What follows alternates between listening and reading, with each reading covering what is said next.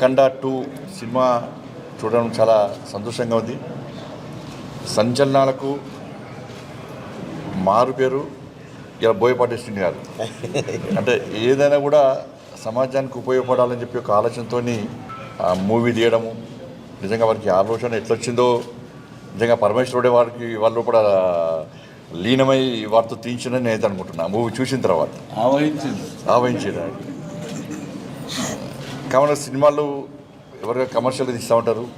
అది వాళ్ళ వృత్తి, వాళ్ళ ఆలోచన. అది చాలామంది తీయాల్సిందే కూడా. కానీ ఈ సినిమా ఏదో డబ్బు సంపాదించాలనో కమర్షియల్గా మాత్రమే ఆలోచించాలని తీసిన సినిమా కాదు. ఈ సినిమా తీయాలంటే చాలా ధైర్యం ఉండాలి. ఎందుకంటే సనాతన ధర్మం గురించి చూస్తే నువ్వు అందరు చూస్తారా, చూడరా, దీని మీద ఏమవుతుందో అని చెప్పి చాలా ఆలోచించేటువంటి ఈ సందర్భంలో ఇలా బోయపాటి గారు ధైర్యంగా నిజంగా ముందుకొచ్చి అఖండ 2 ద్వారా సనాతన ధర్మం యొక్క గొప్పతనాన్ని చూపెట్టే ప్రయత్నం చేశాడు. ఇలా ఈ దేశం మీద అనేక దాడులు జరిగినాయి.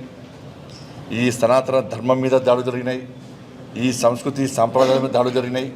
కానీ అన్నింటినీ తట్టుకొని ఈ దేశం ఈరోజు నిలబడ్డదంటే, ఈ దేశ ప్రజలు నిలబడ్డారంటే ఇలా మనం నమ్ముకున్నటువంటి సనాతన ధర్మం అనేది గతం నుంచి చరిత్ర చెప్తున్నాడు. కానీ చాలామంది ఆ చరిత్ర తెలుసుకునే ప్రయత్నం చేయలేదు. కానీ ఇలా అఖండ 2 ద్వారా ఆ చరిత్రను, భారతదేశ చరిత్ర, నిరంతర చరిత్ర అనేది చూపెట్టే ప్రయత్నం చేశారు. ఇది చాలా గొప్ప విషయం. అందుకే బార్డర్లో దేశాన్ని సైనికులు రక్షిస్తే ఈ దేశ ప్రజలు మన సనాతన ధర్మాన్ని రక్షించుకోవాలి. దీన్ని ఇంకొక వాస్తవ విషయం చూపెట్టారు. అన్యాయం జరుగుతుంటే చూడడం కూడా తప్పే. అన్యాయం జరుగుతుంటే దాన్ని ఎదిరించిన వాడే నిజమైనటువంటి దేశభక్తుడు, ధర్మరక్షకుడు అనే విషయాన్ని కూడా చూపడం జరిగింది.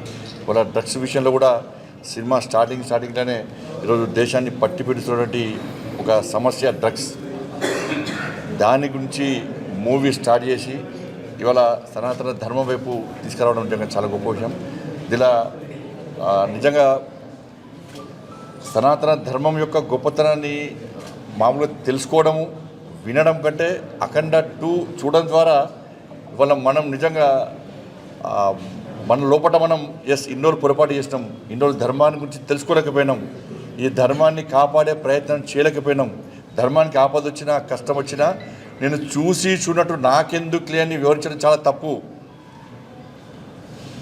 ఇన్ని రోజులు నా జీవితాన్ని, నా సమయాన్ని వృధా చేసుకున్నా, కనీసం ఇప్పటి నుంచైనా ఈ మిగిలిన జీవితాన్ని కూడా ఈ ధర్మానికి అర్పించాలి, ధర్మం కోసం పనిచేయాలి, ఈ దేశం కోసం పనిచేయాలని చెప్పి 100 తప్పకుండా ఆలోచన తెప్పించేటువంటి మూవీ అఖండ 2. Thank you. చాలా గొప్ప మూవీ. అఖండ 2ను ప్రతి హిందువు, ప్రతి భారతీయుడు సనాతన ధర్మాన్ని నమ్ముకున్న ప్రతి ఒక్కరు చూడాల్సిందే. దాని బోయపాటి శ్రీని గారి యొక్క స్క్రీన్ ప్లే డైరెక్షన్లో తమన్ గారి యొక్క ఆ సౌండ్, బ్యాక్గ్రౌండ్ సౌండ్ కానీ, మ్యూజిక్ కానీ అద్భుతం ఉంటుంది. ఇక బాలకృష్ణ గురు గారి గురించి చెప్పాల్సిన అవసరమే లేదు. అనేక కాలేజీలో కానీ, స్కూళ్ళల్లో కానీ, ఫంక్షన్లో కానీ అంతకుముందు ఏం గిఫ్ట్ ఇస్తావు అని చెప్పి అడిగేవాళ్ళు. రేపు ఏం చేద్దామనేవారు. ఇప్పుడు క్లాస్ రూమ్లు, కాలేజీలే బాలకృష్ణ గారి సినిమాని చూడాలని చెప్పి బెట్టింగ్ పెట్టుకుని ఇలా సినిమా చూసే పరిస్థితి వచ్చిందంటే అది బాలకృష్ణ గారి గొప్పతనం. ఇవాళ ఆ వయసులో ఇలా ఎన్టీ రామారావు గారిని మైమర్పించే విధంగా ఎన్టీ రామారావు గారు లేరు అన్నటువంటి విషయాన్ని ప్రజలు ఎవరు ఊహించుకుంటలేరు. ఇలా బాలయ్య గారి రూపంలో ఇవాళ ఎన్టీఆర్ చూసుకుంటున్నాం. ఇవాళ అటువంటి ఒక గొప్ప నటుడు బాలకృష్ణ గారు.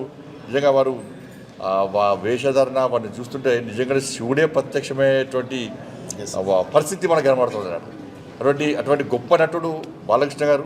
నిజంగా చాలా అద్భుతమైనటువంటి ఈ సినిమాటోగ్రఫీ కానీ అవన్నీ చూస్తుంటే మొత్తం లీనమైపోయినాం అందరం కూడా.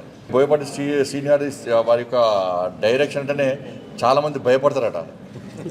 ఎందుకంటే వారు అన్నిటికీ తెగించి షూటింగ్ తీస్తారు, దేనికి భయపడకుండా ధైర్యంగా షూటింగ్ తీస్తారు, ఎక్కడ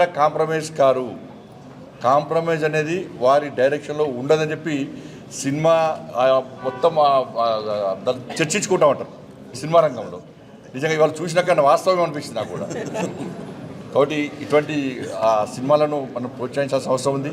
ఇటువంటి సినిమాలను ప్రోత్సహించేటువంటి ఆలోచన సమాజానికి అందించాలని చెప్పి ఆ పరమేశ్వరుని వేడుకుంటూ భారత్ మాతాకి జై, జై శ్రీరామ్.